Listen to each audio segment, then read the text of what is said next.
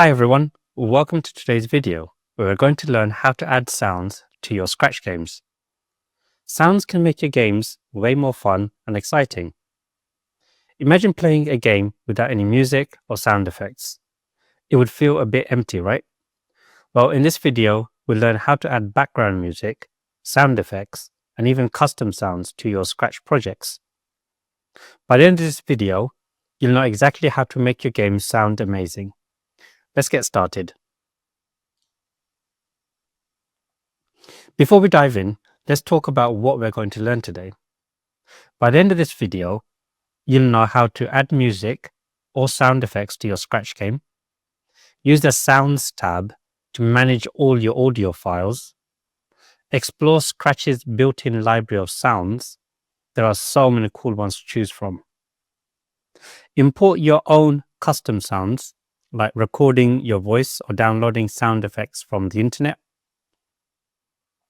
Add sound blocks to your code to play sounds at the right time. Sounds fun, right? Let's move on to the next slide to see how it all works.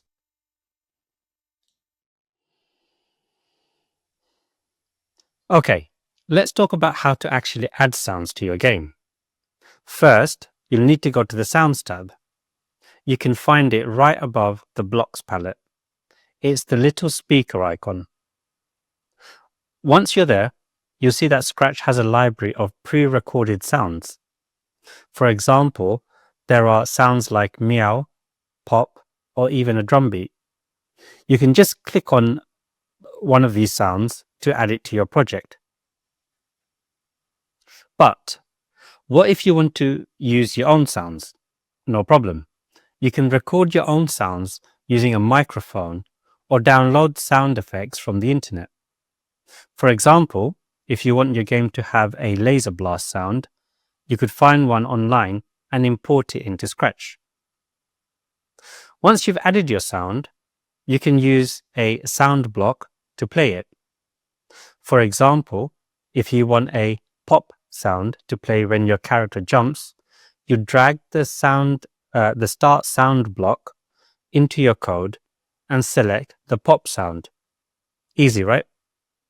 Let's move on to the next slide to talk about something super important, commenting your code. Now that you know how to add sounds, let's talk about something that will make your life a lot easier. Commenting your code. Comments are like little notes you can add to your code to explain what each part does. This is especially helpful when you're adding sounds, because it can get a bit confusing if you have a lot of sound effects or music in your game. For example, let's say you add a sound block that plays background music when the game starts. You could add a comment like, play background music at the start of the game. That way, you can come back to your project later, or if someone else looks at your code, they'll know exactly what that part of code is doing. Comments are super easy to add. Just right-click on a block and select Add Comment. Then type in your explanation. Trust me, this will save you a lot of time and confusion later on. Now, let's wrap things up with a quick recap on the next slide.